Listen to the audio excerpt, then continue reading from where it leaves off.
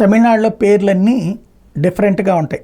అంటే మన పేర్లు వాళ్ళకి డిఫరెంట్గా అనిపిస్తుంటాయి, వాళ్ళ భాష ప్రకారం వాళ్ళకి డిఫరెంట్, మనకి ఇక్కడ డిఫరెంట్గా అనిపిస్తాయి. ద్రవిడ మున్నేట్ర కజిగం, ఆల్ ఇండియా అన్నా ద్రవిడ మున్నేట్ర కజిగం ఇట్లాగ ఉంటుంటాయి. అట్లాగే ఇప్పుడు అక్కడ విజయ్ పెట్టినటువంటి పార్టీ పేరు తమిళగ వైట్రి. ఇది దీనికి ఈ పార్టీకి సంబంధించి నిన్ననే జెండా ఆవిష్కరించారు, అప్పుడే వివాదాల్లోకి వెళ్ళేది. ఒకటి నేను నిన్ననే ప్రస్తావించా, అక్కడ సన్ టీవీ వాళ్ళది ఇదివరకు జెమినీ టీవీది ఏనుగులో బొమ్మలు ఉండేది, అట్లాంటి ఏనుగులు 2 ఏనుగులు పైకి లేచి నినదిస్తున్నట్టు పెట్టారు. అది కాంట్రవర్సీ అవుతుందేమో అన్నది.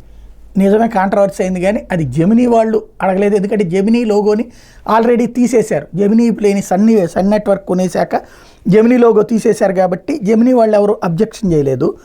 కానీ దాన్ని అబ్జెక్ట్ చేసింది బహుజన సమాజ్ పార్టీ. ఎందుకంటే వాళ్ళ గుర్తే ఏనుగు, వాళ్ళ గుర్తు ఏనుగైతే వీళ్ళ జెండా మీద ఆ గుర్తు ఎట్లా పెట్టుకుంటారన్నటువంటి పాయింట్తో అవి తీసేయాలంటూ క్వశ్చన్ చేసింది, దాని మీద ఒక ఆరోపణ చేసింది.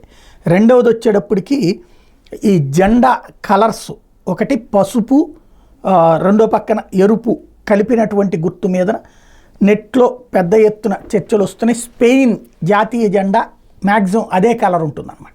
స్పెయిన్ జాతీయ జెండాని కాపీ కొట్టారు, సినిమా వాళ్ళు అంటేనే కాపీ కొడతారు, చివరికి జెండాను కూడా కాపీ కొట్టాలా అన్నటువంటిది నెట్లో ప్రశ్నిస్తున్నటువంటి పరిస్థితి.